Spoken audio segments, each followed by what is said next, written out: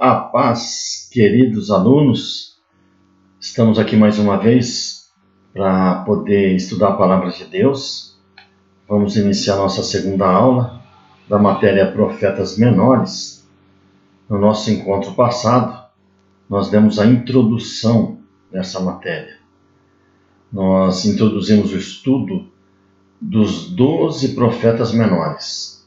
Nós falamos que os profetas menores, não porque eles são menores em tamanho ou algo parecido, mas é devido ao volume do livro. É um livro que tem menos conteúdo. Também isso não significa que são menos importantes, mas são profetas que trazem, porque o profeta, o que ele é? O profeta é a boca de Deus. Então ele traz mensagem de Deus. Os outros profetas, os profetas maiores que você estudou, é um livro um pouco maior, mais extenso. Então, nós entendemos que profetas menores é aquele que tem um volume das escritas menores. Tá bom? Vou fazer uma pequena recapitulação.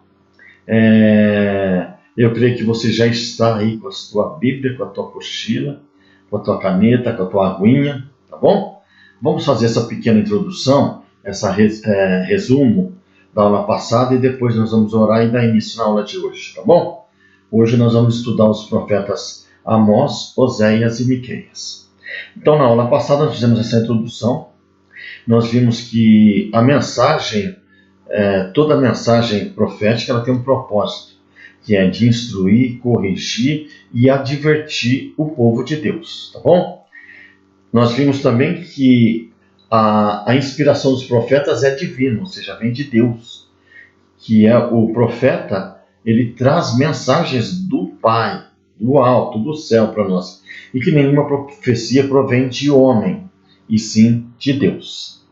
Aí nós começamos a estudar Obadias, que significa servo, adorador do Senhor.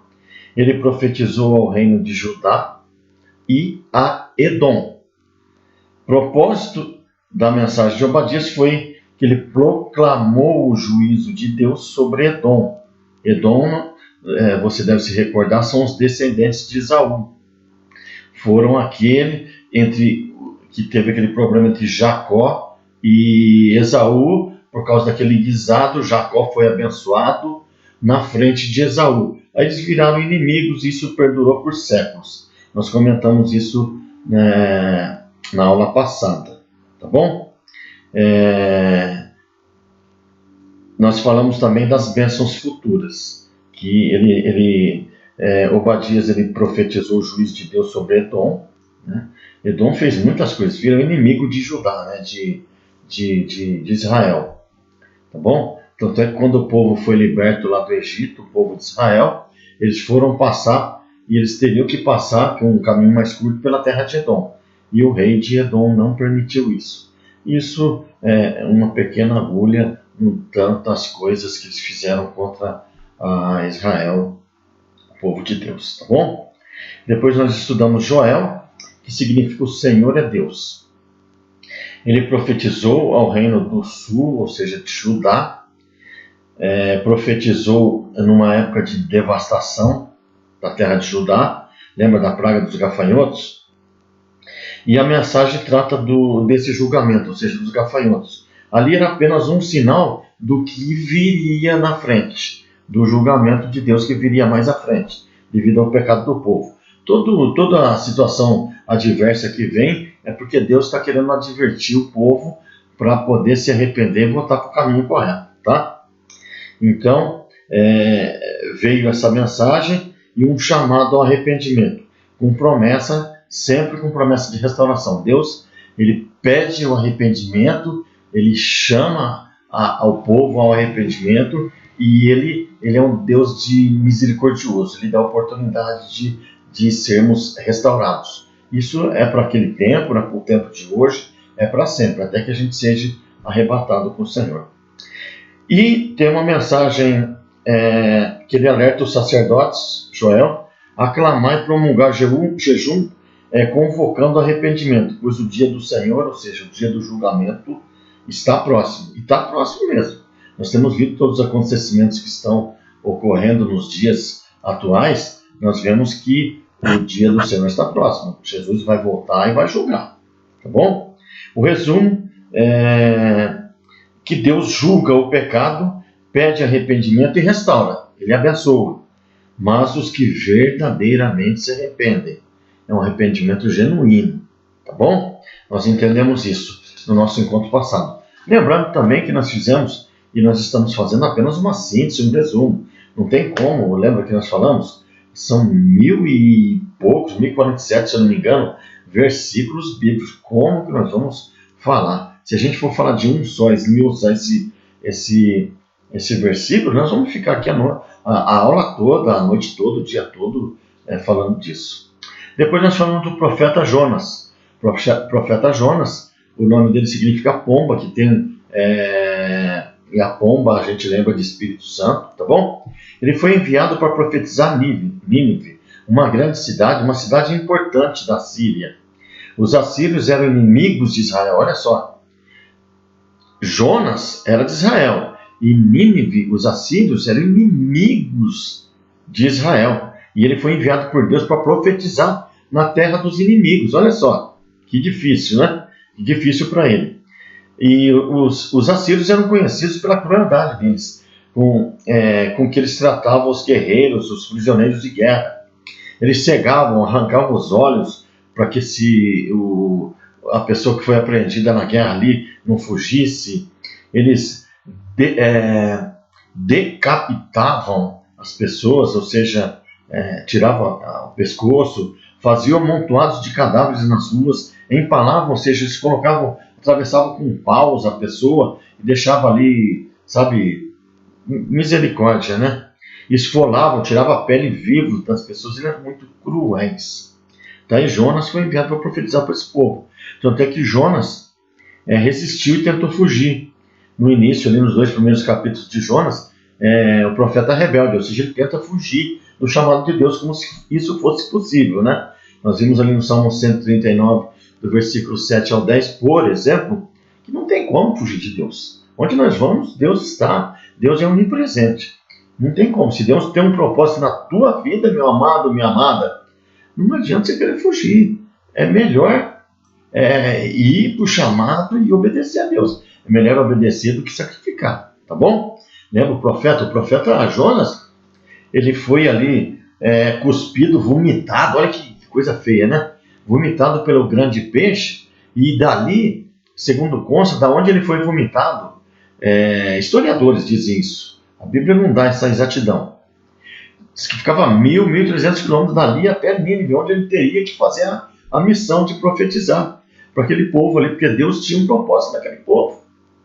Então não adianta a gente querer fugir, vai ficar pior as situações.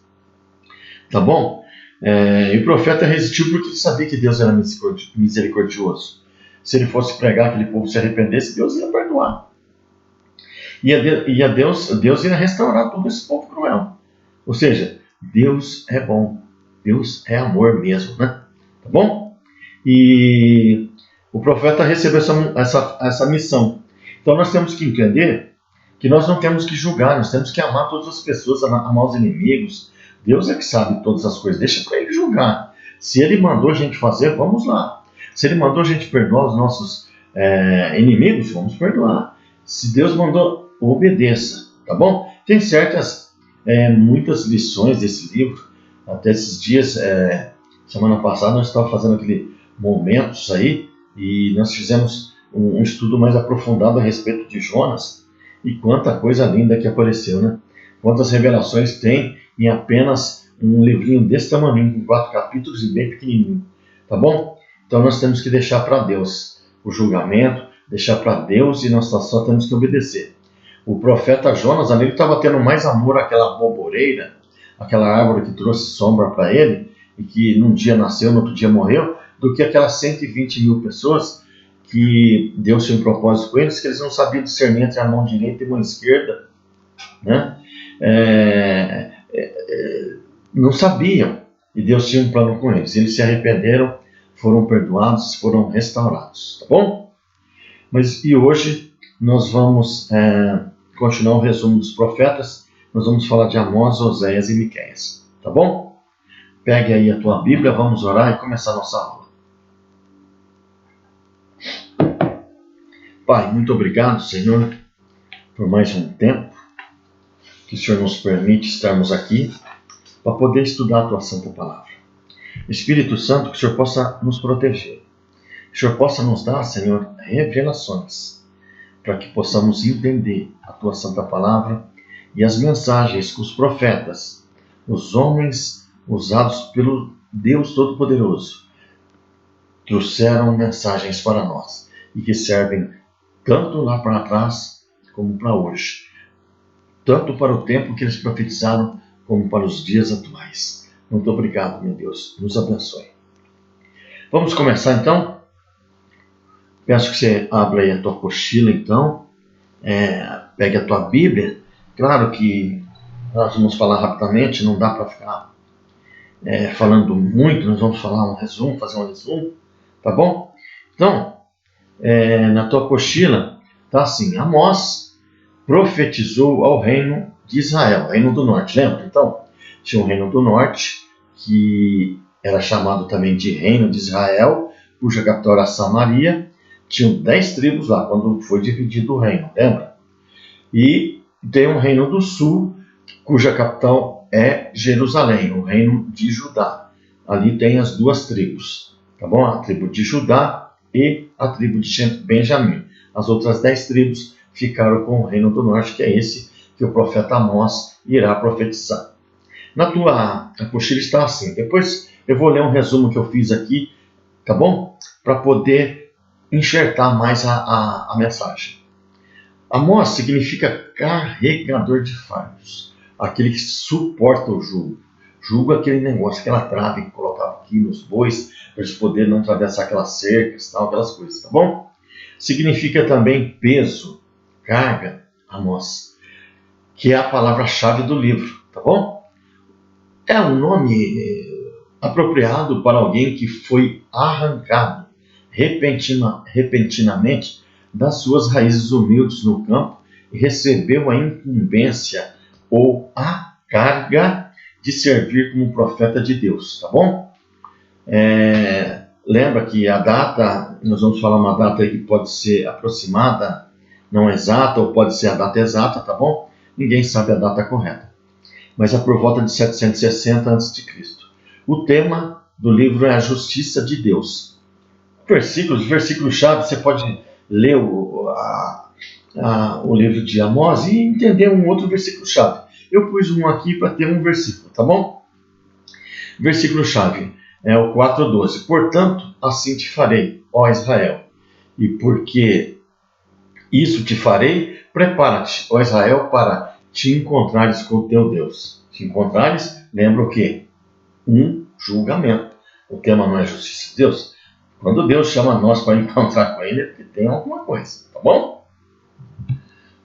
O reino do norte estava em seu apogeu, quando Amós advertiu o povo de sua iminente ruína.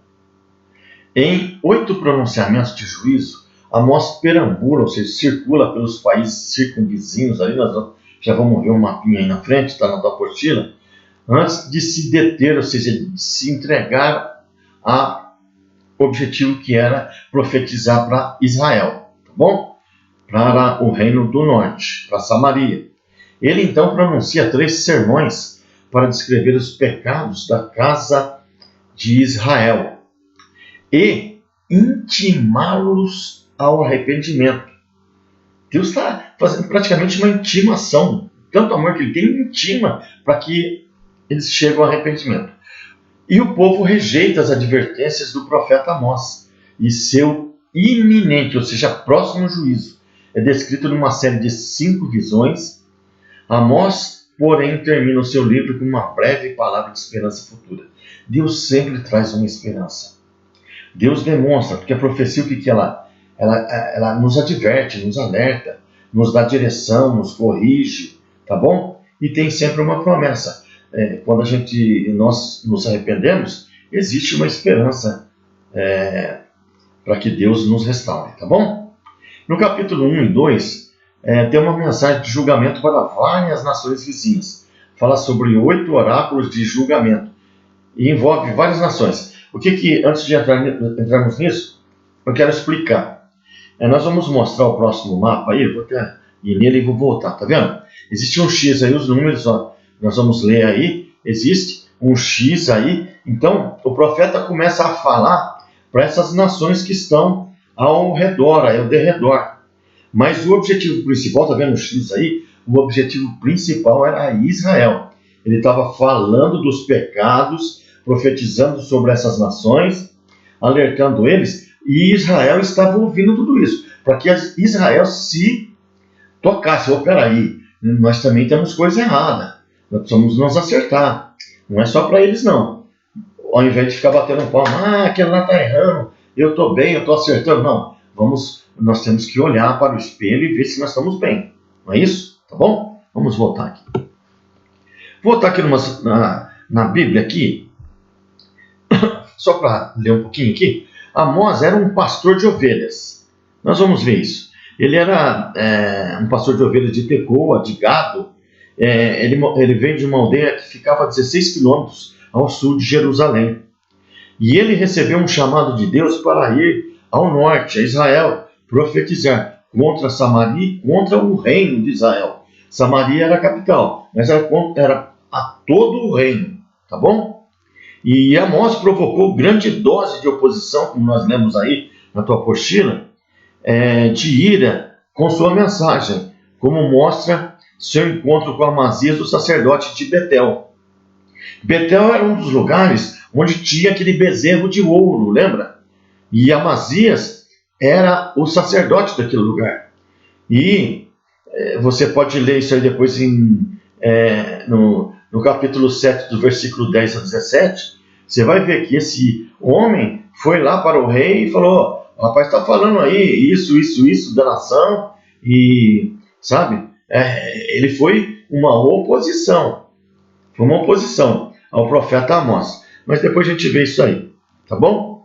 Amós profetizou em uma época de grande prosperidade e sucesso militar para ambas as nações, pois seus tradicionais inimigos estavam enfraquecidos.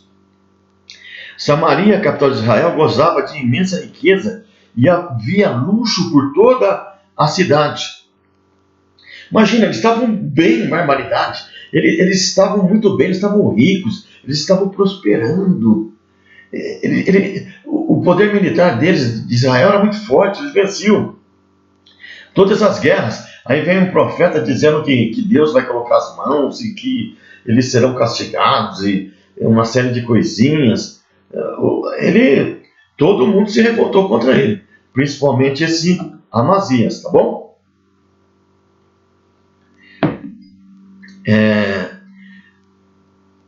Aí nós vamos aqui agora, então. Depois eu volto para cá. Envolve aí Damasco. Nos capítulos 1, de 3 a 5, ele está advertindo Damasco sobre os pecados da crueldade. Queridos, não dá tempo de ficar lendo todos os versículos, depois você vê. Estou fazendo um resumo aqui. Então ele está alertando, ele está profetizando sobre Damasco. Damasco é na Síria, tá bom? País vizinho ali ao norte de Israel, tá? Sobre o pecado de crueldade. Profetiza também sobre Gaza, que é a Filístia, nos capítulos 1, 6 a 8, sobre o pecado de tráfico de escravos. Eles aprisionavam pessoas e vendiam. Profetiza sobre Tiro, que é a Fenícia, sobre a quebra de aliança. Profetiza sobre Edom. Profetiza sobre Amon, a cobiça, tornaram-se cruéis também. Sobre Moabe queimou os ossos e violou o túmulo dos reis. Olha cada pecado grave.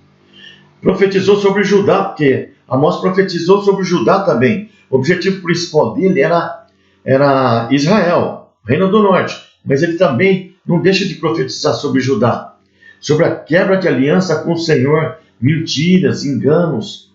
E a Israel ele profetiza o quê? Injustiça, dureza de coração, a luxúria. Nós vamos ver aqui essa luxúria, algumas coisas alguns textos sobre isso, vinculado à idolatria, rebeldia. Pai e filho tinham sexo com a mesma mulher, festas religiosas sensuais, eles estavam mergulhados no pecado, esse povo, tá bom? Voltando aqui, perdão. Ao mesmo tempo, décadas de conflito com Damasco deixaram a população exausta. Israel vivia em guerra com esses vizinhos aí. Muitos lavradores, presta atenção, ficaram pobres, seus vizinhos ricos, e principalmente a aristocracia, ou seja, a nata da sociedade, afundaram, ou seja, ficaram ricos, afundaram essa gente, ou seja, os mais pobres, com empréstimos que não seriam capazes de pagar. Dessa maneira, reduziram, endividaram e levaram a escravidão do povo e confiscaram até as terras desse povo. E os líderes daquela sociedade pensavam que não havia motivos para temer o futuro. Eles eram ricos, um exército muito forte, eles adoravam a Deus de Israel, ao Deus Todo-Poderoso, vamos dizer assim, e a outros deuses também. Achavam que estava tudo bem. Estou adorando esse Deus, sou rico, meu exército é muito forte, então eles não temiam nada. Eles achavam que eles estavam isentos de qualquer tipo de julgamento. Tá bom? Eles tinham cidades fortificadas, eles eram um povo, que Israel era o povo escolhido por Deus e consideravam imunes ao juízo. Tá bom? E aí nós vamos ver a mensagem do profeta. Então nós vemos aqui as cidades do lado, ó, tá vendo? O número 1 lá, Damasco, Síria, nordeste ali de Israel, a Fenícia, Sidom, Tiro, a Filístia aqui embaixo, a Gaza, Judá aqui embaixo, a sudoeste, Edom aqui embaixo no sul, Moabe, Amon, nós vemos todas as cidades, tá bom? E o povo de Deus foi marcado como alvo para o juízo. O X marca o local. O objetivo era Israel, porque o pecado de Israel era muito mais acentuado, tinham muito mais pecados, tá bom? Deus não está julgando a quantidade de pecados, mas Israel estava totalmente mergulhado no pecado, vamos dizer assim, tá bom? Prosseguindo, nos capítulos 3 e 6, traz uma mensagem de julgamento por causa da adoração falsa. E por se recusar a aceitar a disciplina, os israelitas se tornaram gananciosos e materialistas, ao ponto de suas mulheres serem chamadas vacas de Bazã, devido à sua insensibilidade por amarem a luxúria e pressionar seus maridos para roubar os mais pobres. No capítulo 3, depois nós vamos explorar um pouco mais isso, vemos o castigo contra a maldade de Israel, sendo os julgamentos expostos em 3 discursos, nos capítulos 3, 4 e 5, e por 5 visões que o profeta teve. E cada sermão inicia com a seguinte palavra, você vê lá na tua Bíblia, ouvi esta palavra. No capítulo 3, o primeiro discurso, observamos a ingratidão de Israel. E o profeta Amós estava advertindo o povo do caminho errado, do pecado e da injustiça, da violência, da idolatria. A ideia de destruição pregada pelo profeta consta nos versículos 1, 2, 9, 11, 14 e 15. Israel continua sua rebeldia, onde vemos que o profeta no capítulo 4, no seu segundo discurso, chamando as mulheres da classe privilegiada, ou seja, da aristocracia da sociedade, de vacas de Bazã, pois estimulavam seus maridos a praticar maldade, explorar os mais humildes. O Senhor tenta trazê-los de volta com a falta de pão, com a retenção da chuva, com a queima e ferrugem das suas plantações e com pestes. Nos capítulos 5 e 6, nós vemos que o julgamento iminente, ou seja, próximo, pode ser evitado, buscando-se a Deus. Amós capítulo 5, versículo 4 diz assim, porque assim diz o Senhor à casa de Israel, buscai-me e vivei. Olha só, vamos ver aqui no capítulo 1, as palavras de Amós que estavam entre os pastores de Tecoa, os quais viu a respeito de Israel nos dias de Uzias, rei de Judá, e nos dias de Jeroboão, filho de Joás, rei de Israel, 2 anos antes do terremoto. Queridos, esse terremoto é citado no livro de Ezequiel, e é citado aqui também. Aí você vai pesquisar, que terremoto que é esse? Esse terremoto foi aqui, foi um terremoto de imenso, foi grandioso isso aqui. Foi quando Uzias usurpou a função dele como rei. Ele quis entrar dentro do templo e oferecer incenso ali, tá bom? Ele foi acometido de lepra em sua testa.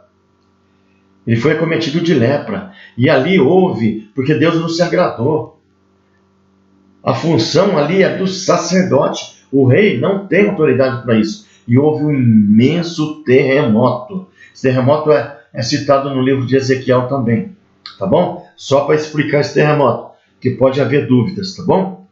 No versículo 2, e disse: o Senhor bramará de Sião e proferirá a sua voz de Jerusalém, e as habitações dos pastores lamentarão, e o cume do Carmelo secará. Assim diz o Senhor. Tá? Ele começa a falar.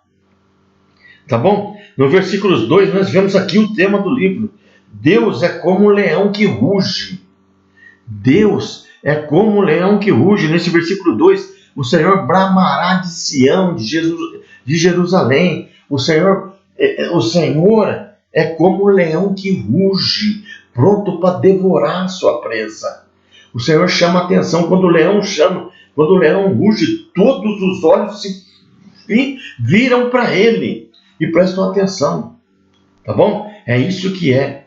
O profeta está comparando o nosso Deus, o Todo-Poderoso, o Criador de todas as coisas, como um leão que ruge, que chama a atenção para a profecia, para que nós possamos, para que o povo de Israel possa voltar aos caminhos.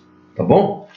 Então, agora a respeito das vacas de Bazã aqui, o profeta compara as mulheres ali, as mulheres ricas de Samaria, que ocupam o tempo todo com luxúrias, com banquetes e exploração dos pobres. Elas exigem que seus maridos explorem, tomem posse das coisas dos mais pobres, deixando eles à mercê. Escravos, como escravos. Era uma luxúria tremenda, queridos, que nós vemos aqui no capítulo 6, que eles deitavam em camas de marfim e se estendem sobre grandes sofás, comem cordeiros do rebanho, bezerros do curral. Queridos, o povo ali passando necessidade, na escravidão, eles dormiam em camas de marfim, comendo cordeiros, os melhores bezerros, aquela luxúria daquelas mulheres. Por quê? Porque Amós era um boiadeiro, ele criava sicômoros, ele colhia sicômoros, são figos, sabe? Ele era um homem que vivia no campo, ele conhecia como pastor, ele conhecia todo aquele território. E existia uma terra que chamava Bazã ali. E esse Bazã, ali tinha um gado, os animais eram bem tratados e viviam, sabe, naquela mordomia, aquele lugar bem privilegiado, comida abastada, pastos maravilhosos. Então, aí que o profeta compara as mulheres como vacas de Bazã, sabe? Porque elas viviam na luxúria, no bem bom, tá, queridos? Então, espero que você entenda isso, tá? E nós vemos aí que o profeta, então, Deus está dando através do profeta a oportunidade de se arrepender e de voltar, tá bom? No capítulo 3, 4, está lá: rugirá o leão na floresta. No 7, certamente o Senhor não fará nada sem ter revelado o seu segredo aos seus profetas. Ruge o leão, quem temerá? Ou seja, Deus revela os profetas. E hoje em dia temos os profetas. O profeta traz a mensagem. E muitas vezes nós não ouvimos, pensando que aquilo lá é a palavra de homens. E é a palavra de Deus. Tá bom? Prosseguindo. No capítulo 7 e 8 mostra uma série de visões. A primeira visão, no capítulo 7, ele vê um grande enxame de gafanhotos, só os gafanhotos novamente, e um fogo devastador. Isso significa o quê? A nação vai passar fome. Tá bom? A segunda visão, fogo do abismo. Deus usa o fogo para operar a sua justiça. Tá bom? No final dos tempos, lá nós vamos ver isso aí no livro de Apocalipse. O fogo, né? O fogo vai consumir tudo ali no final. Tá? A terceira visão. Fio de prumo é usado para medir quanto Israel tinha deixado de fazer a vontade de Deus. Significa um símbolo de retidão. Alinhar o povo de Deus. Deus tem um propósito de alinhar, de trazer de volta. A quarta visão, está lá no capítulo 8, o cesto de frutos de verão é usado para mostrar que o fim de Israel está próximo, que a colheita de Israel está pronta. Israel está pronta para ser julgada. Tá? E a quinta visão é o juízo de Deus. Não há como fugir do juízo de Deus. É uma ordem literal para julgamento. Tá? Vou ler um pouquinho mais aqui, depois nós vamos no capítulo 9. A mensagem de Amós é composta por vários ensinamentos chaves. Tá? Nós vemos que Deus é justo e imparcial. Ele julga todas as nações. Ele não vai julgar só Israel, ou vai julgar só Damasco, só Moabe, só Edom. Ele julga todos. Tá bom? Deus é imparcial. Tá? Ele julga os gentios e julga também o povo dele. Tá? Nós vemos também que Deus despreza o orgulho, principalmente quando demonstrado na confiança nas riquezas, no poder militar e na indiferença. Nós vemos isso no capítulo 6. Aquele povo se achava que eles já estavam ricos, que tinham um poderio militar muito grande, que eles habitavam em cidades fortalecidas, que eles estavam tranquilos. Não. Sabe? Eram orgulhosos. Eles achavam que eles dependiam só deles. Isso não é verdade. Tá? No capítulo 6 nós vemos isso. Outra coisa, Deus é particularmente severo contra aqueles que se aproveitam dos pobres e os enganam. Nós vemos isso no capítulo 8, do 4 ao 6. Olha só o que diz, capítulo 8, do 4 ao 6. Olha só, vou ler. Ouvi isto, vós que pisais os necessitados e fazeis os pobres da terra fracassarem, dizendo, quando passará a lua nova para vendermos o grão, e o sabá para que possamos preparar o trigo, diminuindo a medida e aumentando o preço, falsificando as balanças de forma enganosa, para que possamos comprar os pobres por prata e os necessitados por um par de sandálias. Sim, e vendemos os restos do trigo. O Senhor jurou pela excelência de Jacó. Queridos, Deus vai julgar, Deus está vendo tudo. Nós não podemos fazer isso. Sabe, se aproveitar dos mais humildes, dos mais pobres. E aquele povo estava fazendo isso. Tá? Deus não se impressiona com cultos de adoração, também está lá no versículo 4, de 4 a 5, no 5, 21 a 24. Nós vamos ler aqui do 5, do 21 a 24. Deus não se impressiona com cultos de adoração, com música, com celebração, se o povo não tem um coração arrependido. Não adianta. Não adianta, Deus vê tudo. Vamos ler 5, do 21 a 24. Olha só o que diz aqui. Diz assim o texto. Eu odeio e desprezo seus dias de festa, de culto, e as vossas assembleias solenes não me exalam bom cheiro. Embora me ofereçais ofertas queimadas e ofertas de alimento, eu não as aceitarei, nem me atentarei para as ofertas de paz de vossos animais gordos. Senhor, não aceita sua oferta, seu dízimo. Deus não aceita a barganha, tá bom? Afasta de mim o som dos teus cânticos, pois não ouvirei a melodia das tuas violas, mas desça o juízo como águas e a justiça como um ribeiro impetuoso. Deus vai jogar tudo. Não adianta ir no culto, não adianta querer... Para Deus não passa nada, tá bom? Nós vemos também que os líderes religiosos se opõem à verdadeira obra de Deus e estão sujeitos a um juízo especial. Nós vimos que Amazias, ali no capítulo 7, do 10 ao 17, vamos ler só um pouquinho.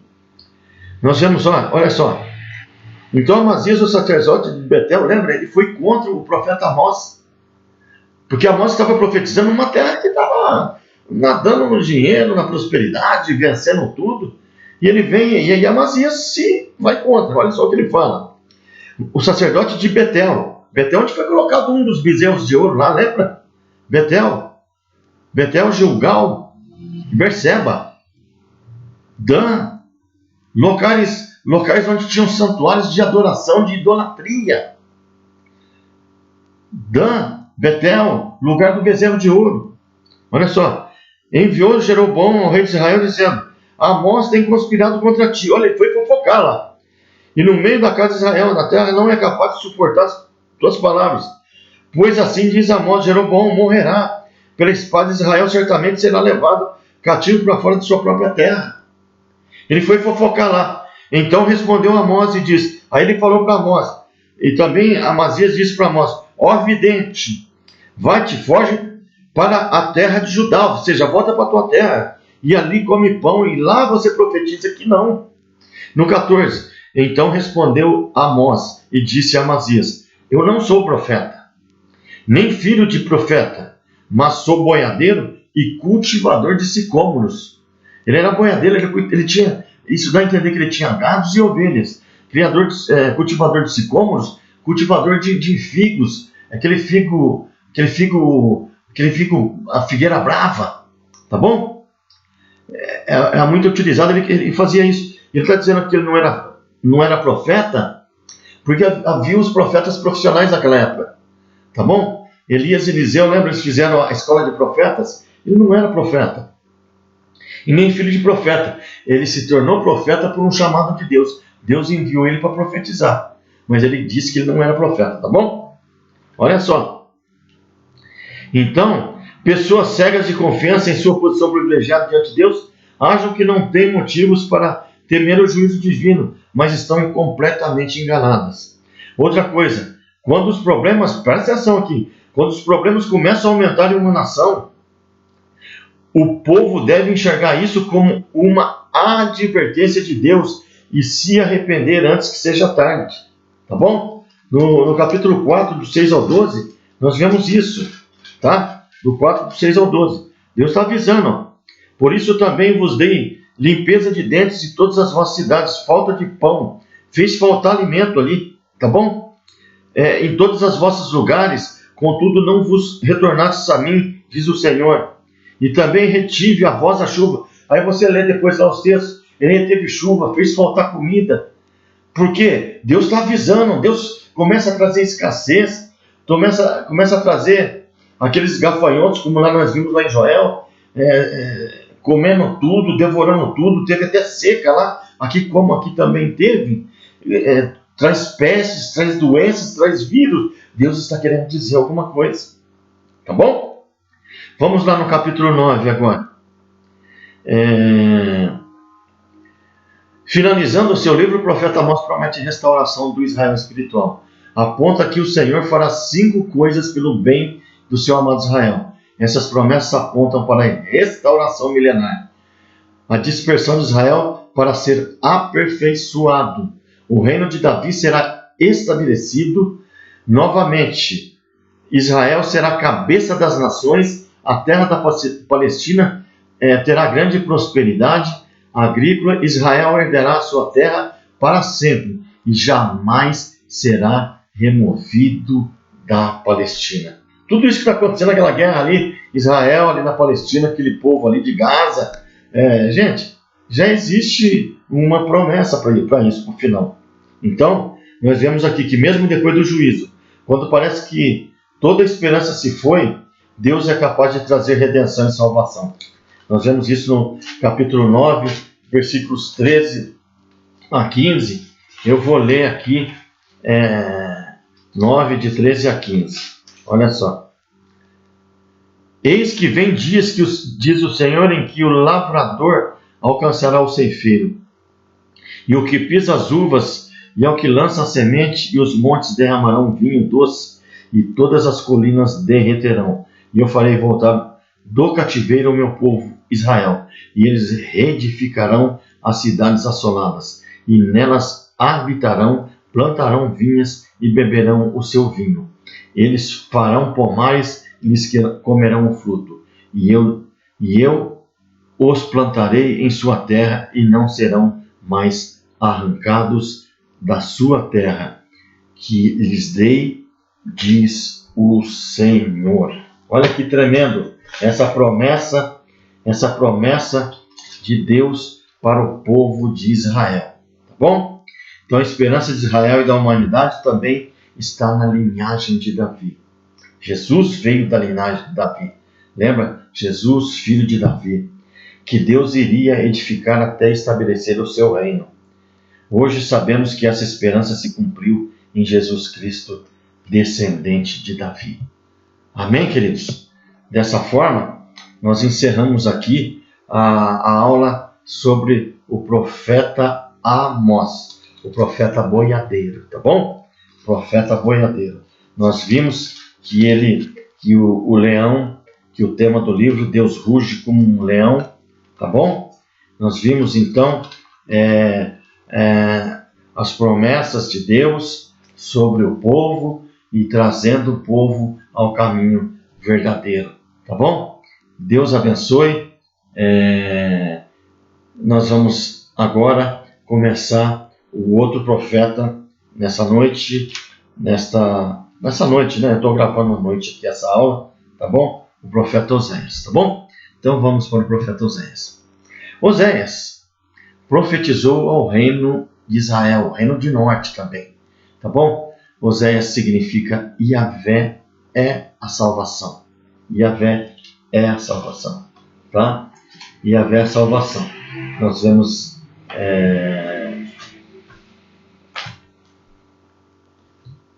a data do livro 750 a.C. O tema: Israel, a esposa infiel. Versículo, aquilo que eu falei para vocês. Eu coloquei esse versículo, você pode colocar um outro, você pode ter um outro entendimento a respeito de um versículo-chave, tá bom? Oséias, em sua mensagem, nos mostra que o nosso Deus é um Deus amoroso, cuja lealdade ao povo de sua aliança é constante. Deus não quebra aliança.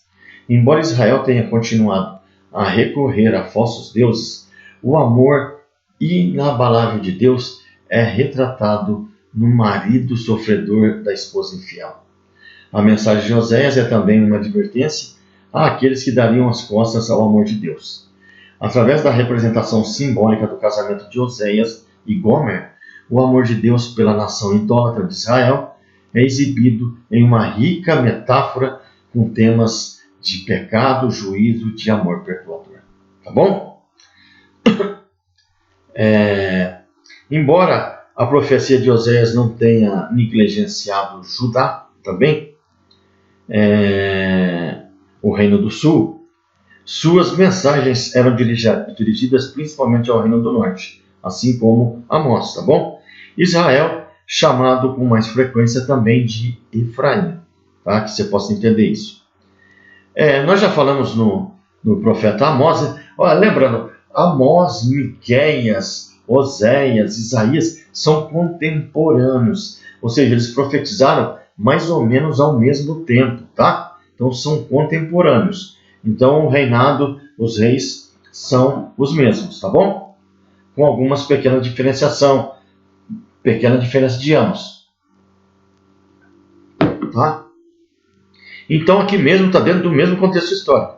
O reinado de Jeroboão II, o maior rei do reino do norte, segundo os padrões mundanos, foi um rei do período da riqueza geral, do poder militar, da estabilidade nacional. Foi o que nós lemos aí, entendemos no livro de Amós, tá bom?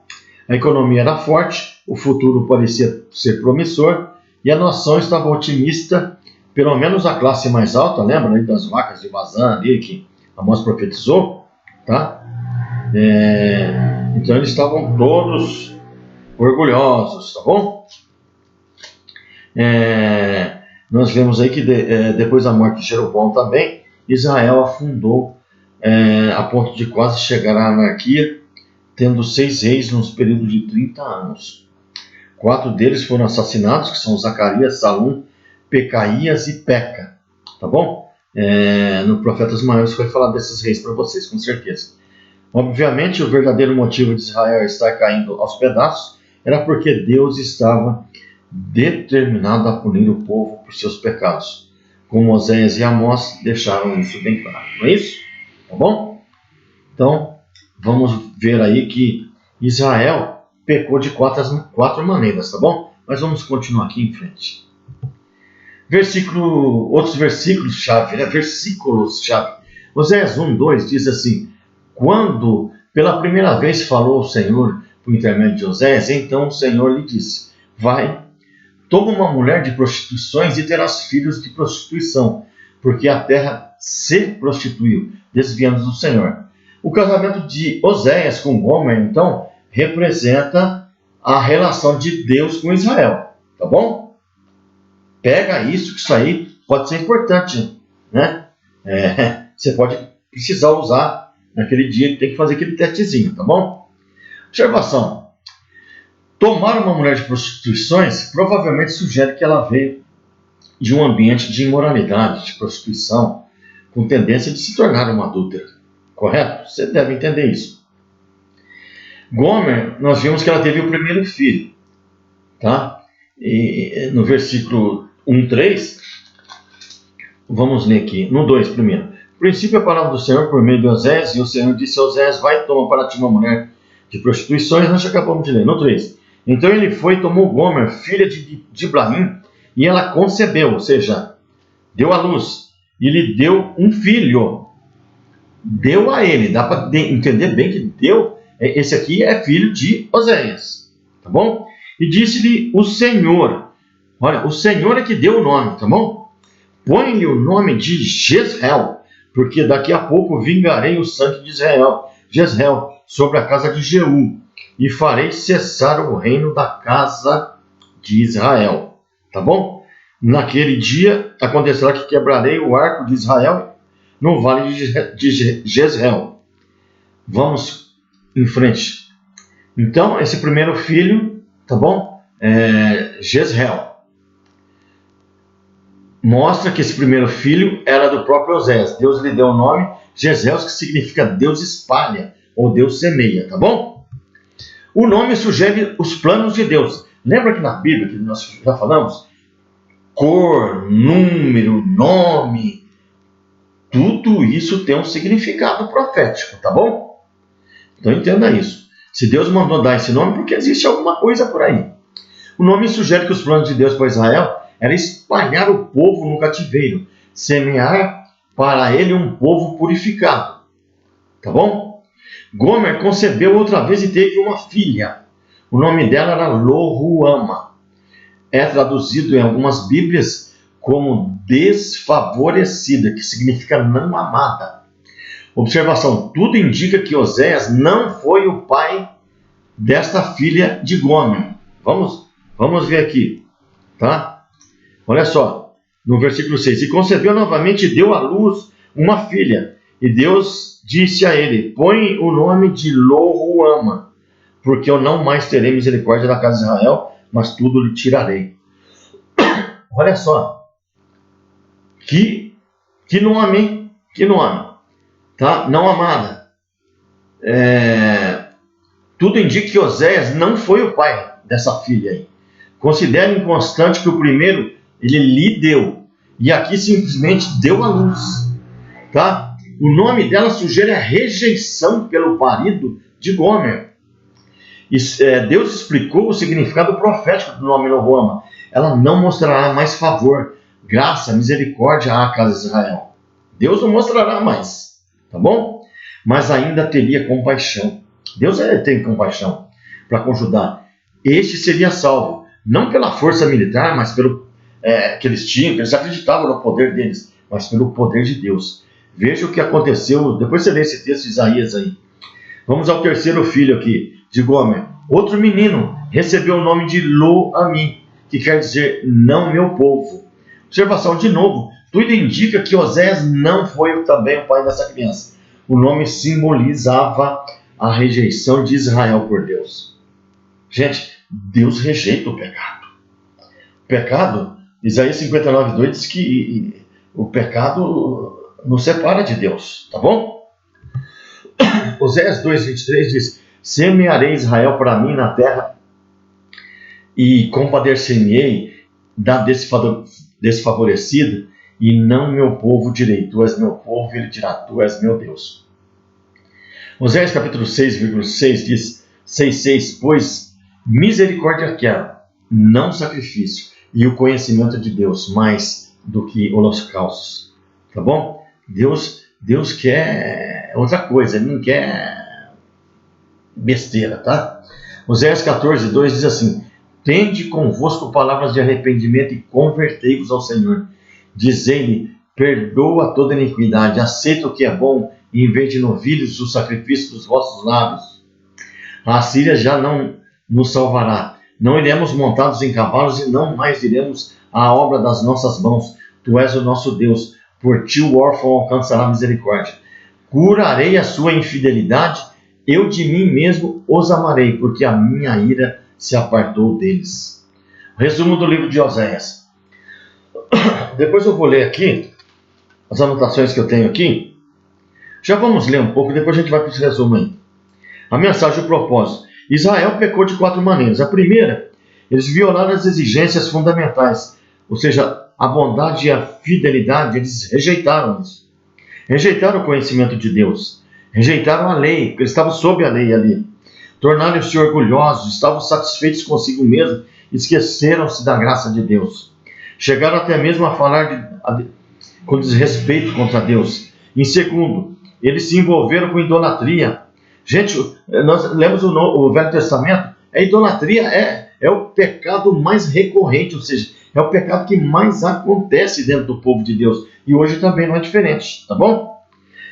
A prostituição cultural. Em terceiro, a confiança em recursos humanos, em reis, príncipes, homens, no poderio militar que eles tinham, alianças com outras nações.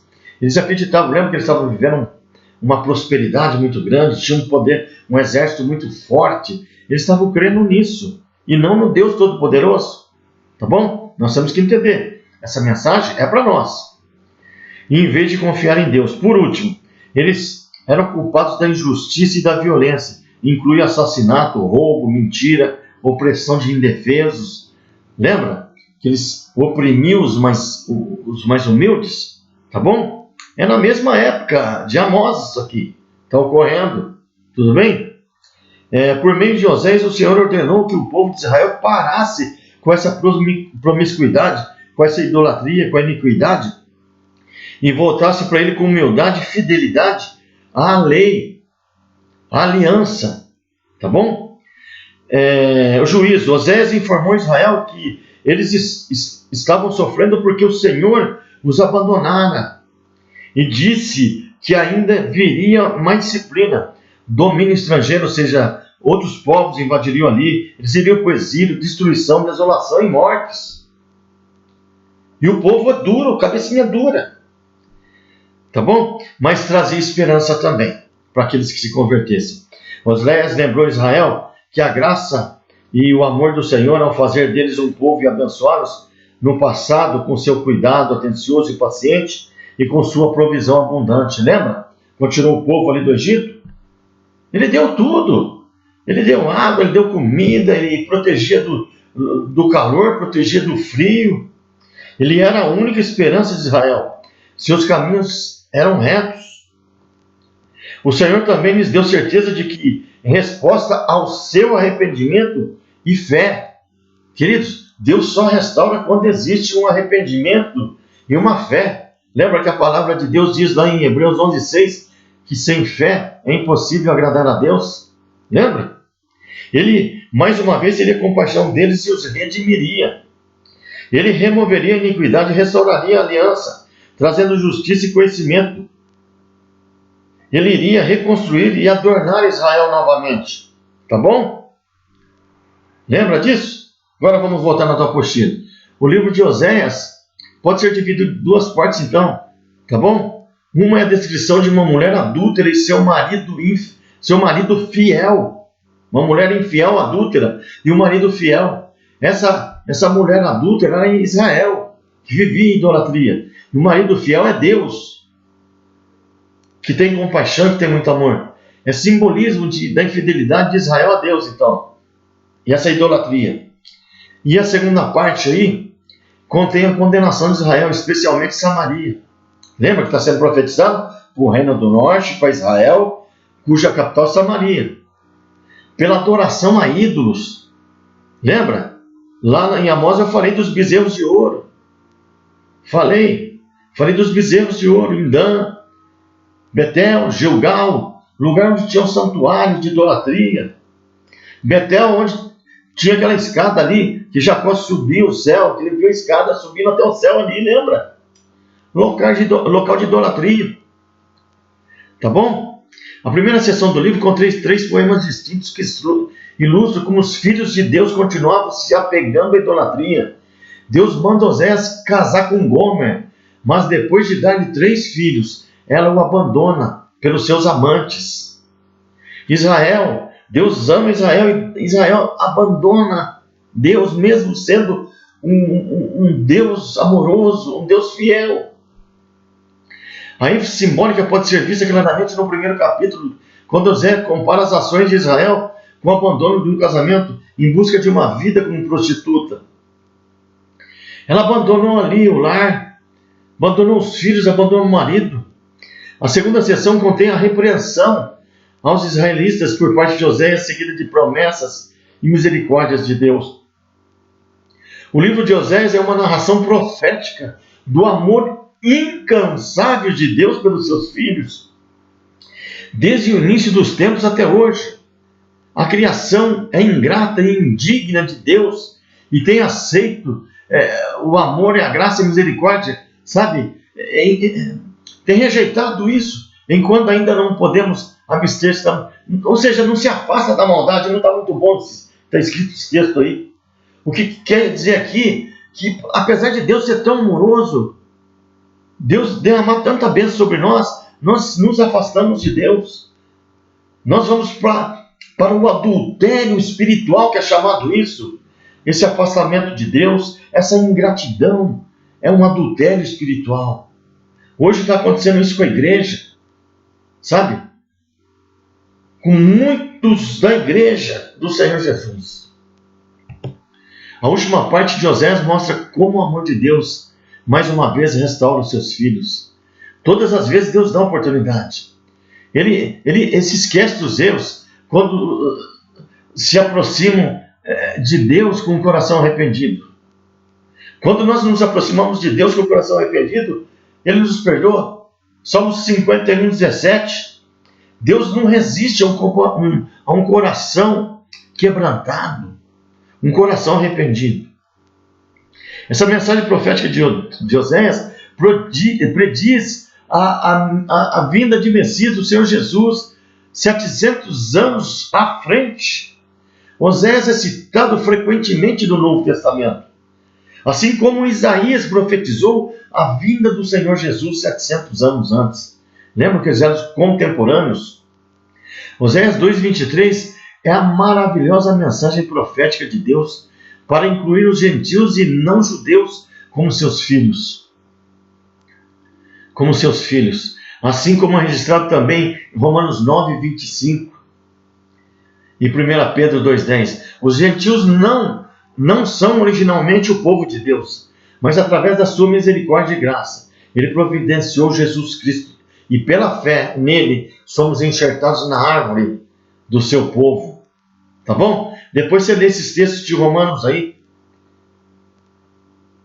Por quê? Sabe? Porque Israel rejeitou. Nós fomos chamados. Graças a Deus. Graças a Deus. Esse Romanos 9,25. Vou ler esse texto. Porque senão depois, será que você vai ler esse texto? Você tem que ler, né, querido? Tem que ler os textos. Leia os textos. Tem muito mais textos. Com certeza você vai dar aula ainda aqui. Tá bom? 9,25. Diz assim, ó. Assim como ele também diz em Oséias: eu os chamarei meu povo, os quais não eram meu povo, e amada a que não era amada. E acontecerá que no lugar em que lhes foi dito: vós não sois meu povo, ali serão chamados filhos de Deus vivo. Isaías também clamava acerca de Israel: ainda que o número dos filhos de Israel seja como a areia do mar, o remanescente será salvo, porque ele concluirá a obra e abreviará a injustiça, porque o Senhor fará breve a obra sobre sua terra. Depois você lê os textos. Graças a Deus é isso, queridos. Graças a Deus é por isso que nós pela misericórdia do nosso Deus. O Romanos 11,25 diz assim: porque eu não quero, irmãos, que ignoreis este ministério, para que não sejais sábios em seus próprios conceitos, que endurecimento ocorreu em parte de Israel, até que tenha entrado em plenitude, a plenitude dos gentios. Olha só, vou ler de novo. Porque eu não quero, irmãos, que ignoreis este mistério, para que não sejais sábios em seus próprios conceitos, que endurecimento ocorreu em parte de Israel, até que tenha entrado a plenitude dos gentios. Tá bom? Endureceu o coração de Israel para que nós possamos ser alcançados. Deus é forte, é lindo, maravilhoso. Esta é uma verdade surpreendente sobre a igreja. Uma que é chamada de mistério porque antes de Cristo apenas os judeus eram considerados povos de Deus. Quando Cristo veio, os judeus foram temporariamente deixados de lado, até que haja entrada a plenitude dos gentios, nós acabamos de ler. Por isso hoje nós somos o povo de Deus. A história de Oséias. A história de Oséias. A história de Oséias. E sua infiel esposa Gomer, mesmo que infeliz, ilustra o leal amor de Deus e o adultério espiritual de Israel. Oséias expõe os pecados de Israel e contrasta com a santidade de Deus. A nação seria julgada por seus pecados, mas no futuro seria restaurada em virtude do amor e da fidelidade de Deus. Olha o que diz esse texto. Semearei para mim na terra e terei misericórdia dela. Que não obteve misericórdia, eu direi àquele que não era meu povo, tu és meu povo. E eles dirão, tu és meu Deus. Isso é para nós. Que tremendo. Tem tanta coisa, tem tantas outras situações que nós podemos trazer sobre o livro de Oséias, mas que você possa entender que existe aí uma comparação entre a Gomer, que é a esposa infiel, e Oséias, que é o marido fiel, que é o Deus Todo-Poderoso. Essa prostituição, esse adultério espiritual. E hoje em dia esse adultério acontece. Essa idolatria também. Tá bom, meus amados? Fica aí essa mensagem do profeta. Oséias comparou o relacionamento entre Deus e o seu povo ao relacionamento entre o marido e a mulher, traçando um paralelo entre a infidelidade espiritual e a infidelidade conjugal, a de Oséias e Gomer, e a infidelidade espiritual entre Israel. E hoje, podemos dizer, hoje é a igreja e Deus Todo-Poderoso. Tenha sido bênção para você. Vamos para o nosso último ponto dessa aula de hoje, profeta Miqueias. Miqueias. O profeta Miqueias profetizou no reino de Israel, no reino do norte, e no reino do sul, no reino de Judá. Tá bom? Miqueias significa quem é como ou quem é semelhante a Yahvé. Quem é como ou quem é semelhante ao Senhor. Data provável 725 a.C. O tema é o perdão e o juízo de Deus. Versículo-chave, aquilo que eu já falei para você, você pode entender outro. Quem é comparável a ti, ó Deus, que perdoas pecado e esqueces a transgressão do remanescente da sua herança? Tu não permaneces irado para sempre, mas tem prazer em mostrar o amor.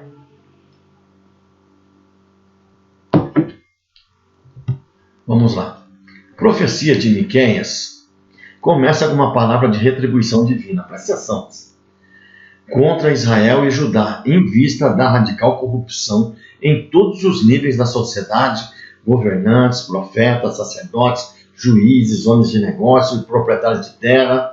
Ou seja, existia ali uma corrupção, pecado em tudo quanto é lado. As promessas pactuais de Deus, ou seja, de aliança, porém se cumprirão no futuro reino de Deus.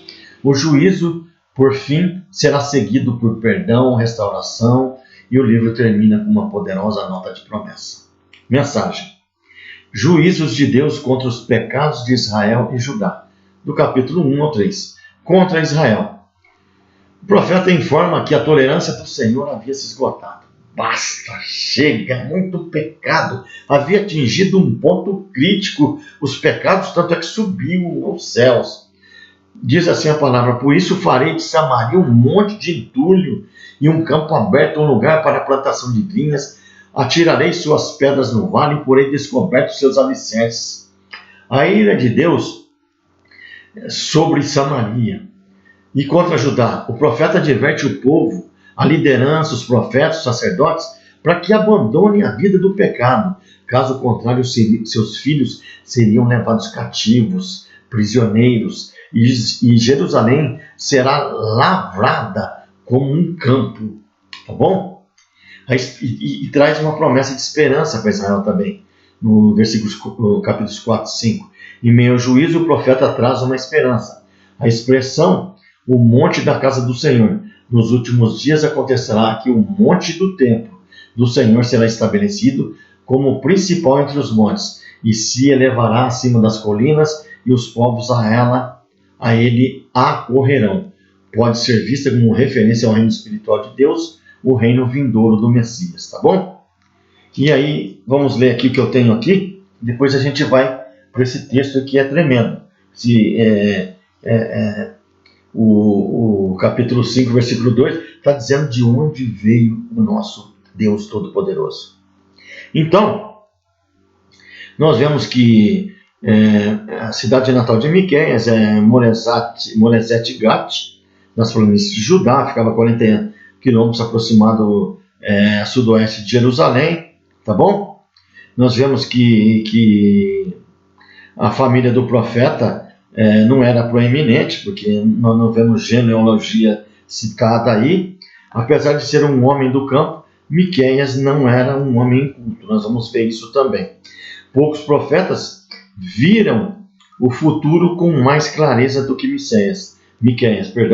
Ele profetizou a queda de Samaria, a destruição de Jerusalém, o cativeiro na Babilônia, o retorno do exílio, bem como o nascimento do futuro rei davídico de Deus em Belém, ou seja, do nosso Senhor Jesus Cristo, tá bom? O contexto histórico: Israel e Judá tiveram uma fartura, uma prosperidade no final do século. Nós vimos isso aí nos outros profetas, tá? No Reino do Sul, as suas vitórias militares do rei Uzias trouxeram riqueza para alguns. Surgiu uma classe mercante rica e muitos fazendeiros pobres ficaram à mercê dos comerciantes que eram apoiados pelo governo. Nada diferente dos dias de hoje. Na verdade, existe uma proteção para alguns e outros vivem na miséria.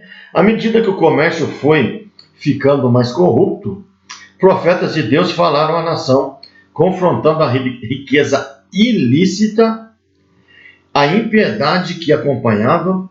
Amós e Oséias profetizaram no reino do norte, Israel, e Isaías e Miqueias profetizaram em Judá, no reino do sul.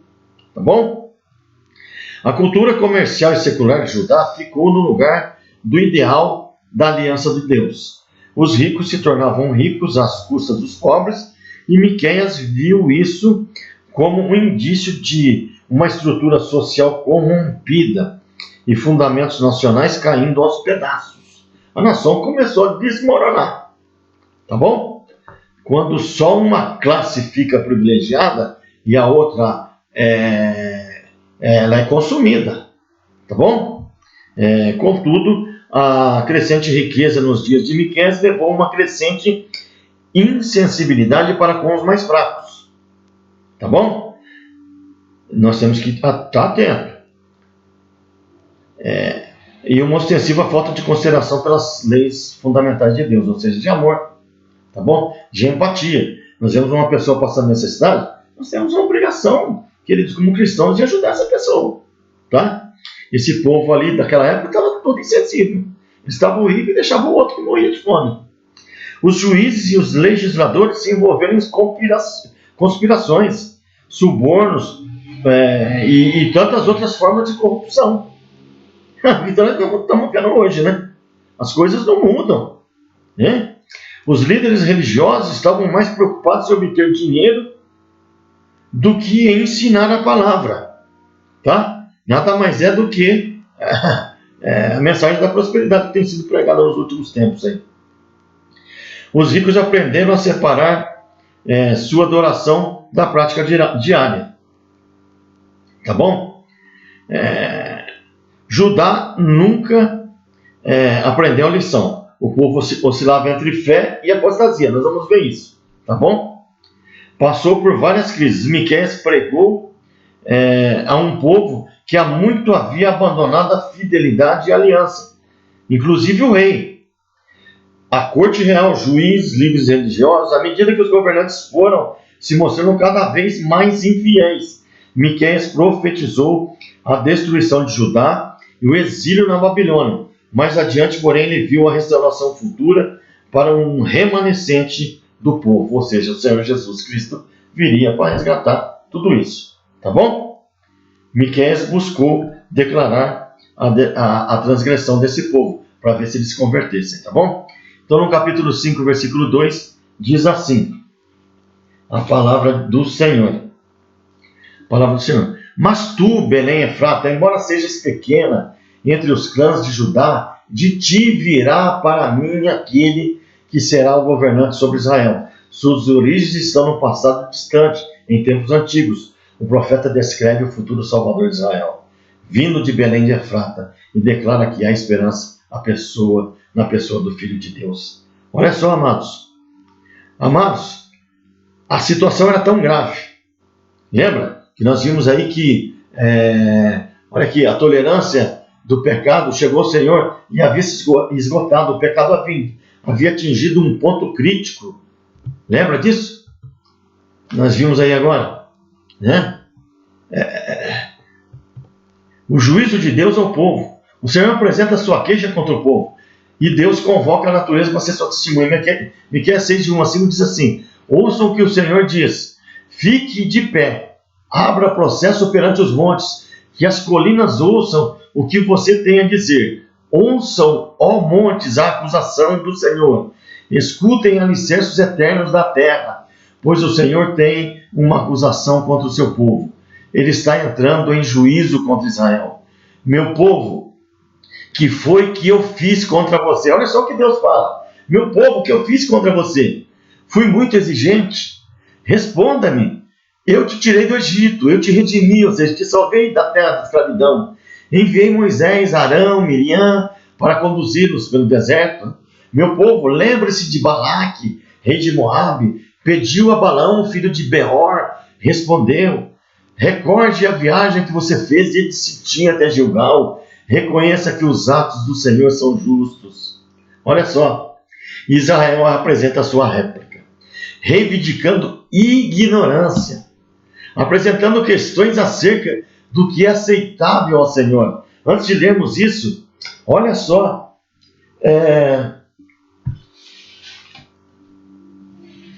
assim como a mensagem era tão poderosa e era tão importante para aquele povo, e aquele povo não dava atenção para o que o profeta estava falando. Tanto é que nós vemos aí no capítulo 1, no versículo 8. Por isso lamentarei e gemerei. O profeta Miqueias dizendo: andarei despojado e nu, farei lamentação como de chacais e pranto como de corujas. Olha só, o profeta começou a andar nu. Começou a andar nu, para chamar a atenção. Pelo menos o povo olhava para ele, olhava que ele estava nu, e aí pelo menos eles davam um mínimo de atenção para a palavra, para a profecia que ele estava trazendo para aquele povo. Ele andou nu. Qual outro profeta que andou nu? Isaías no capítulo 20, do versículo 3 e 4, depois você vê isso, se o professor não falou isso para você. Isaías andou nu por 3 anos, nu e descalço, pregando a palavra. E Miqueias faz a mesma coisa aqui. Ele andou nu, porque o povo não dava atenção. Voltando aqui, Miqueias 6, 6 e 7. Com que eu poderia comparecer? Aqui o povo ignorando, dizendo que são ignorantes. Como eu poderia comparecer diante do Senhor e curvar-me perante Deus exaltado? Ou seja, o Senhor está nervoso, como é que eu vou chegar perto do Senhor? Deveria oferecer holocaustos, bezerros de 1 ano? Olha só. Isso nada mais é que uma brincadeira. Ficaria o Senhor satisfeito com milhares de carneiros, com 10.000 ribeiros de azeite? Devo oferecer o meu filho mais velho por causa da minha transgressão? O fruto do meu corpo por causa do meu próprio pecado? Olha que defesa, me perdoe, que defesa que esse povo fez. Que coisa feia. Mas o propósito do livro de Miqueias é responder às perguntas do povo, quanto ao que Deus pede a eles. O que Deus pede a eles? Vejamos 3 coisas que Deus queria deles. Pratiquem a justiça, amem a misericórdia e andem em humildade. No capítulo 6, de 11 a 16, nós vemos o lamento de Israel. Vamos ler esse texto, Miqueias 6, de 11 a 16. Devo considerá-los puros com balanças falsas e com bolsa de pesos enganosos? Pois os homens ricos estão cheios de violência, e seus habitantes falam mentiras, e a sua língua é enganosa na sua boca. Assim eu também te farei enfermo, ferindo-te e assolando-te por causa dos teus pecados. Até o 16, né? Tu comerás, mas não te fartarás, e a tua humilhação estará no meio de ti. Tomarás posse, mas não te livrarás, e aquilo que te livrares eu entregarei à espada. Tu semearás, mas não colherás. Pisarás azeitona, mas não ungirás a ti com azeite. Espremerão uvas, mas não beberão vinho, pois obedecem a estatutos de honra e todas as obras da casa de Acabe, e andais em seus conselhos, para que eu te faça uma desolação, e de seus habitantes um assobio, assim suportarão a reprovação do meu povo. Olha só, o Senhor se compadece de Israel, no versículo 7. As fronteiras se alargarão em Jerusalém, e será edificado. Depois você lê esse capítulo 7, de 8 a 20. O Senhor apacentará. Vamos ver aqui o capítulo 7, 11, pelo menos, né? O 7, 11, olha só o que diz o 7, 11. No dia em que teus muros forem reedificados, naquele dia o decreto será afastado para longe. Decreto de destruição. O Senhor apacentará novamente as ovelhas. Olha o 14. 14. Apacenta o teu povo com a tua vara, o rebanho da tua herança, e habita sós no bosque no meio do Carmelo. Apacente-se a Bazã, olha que é Bazã, Gileade, como nos dias antigos. Tá bom? No 15. Como nos dias da tua saída da terra do Egito, eu lhes mostrarei coisas maravilhosas. Olha o 16, 17. As nações verão e se envergonharão por causa do todo o seu poder, e elas colocarão sua mão sobre a sua boca, e os seus ouvidos ficarão surdos. Lamberão o pó como serpentes e sairão dos seus buracos como vermes da terra. Com pavor virão o Senhor nosso Deus e terão medo de ti. Quem é Deus semelhante a ti, que perdoa a iniquidade e passa por cima da transgressão do restante da sua herança?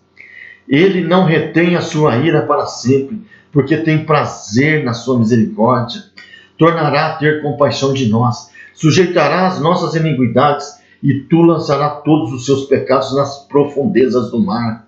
Darás a Jacó a verdade, e a Abraão a misericórdia que juraste a nossos pais desde os dias antigos.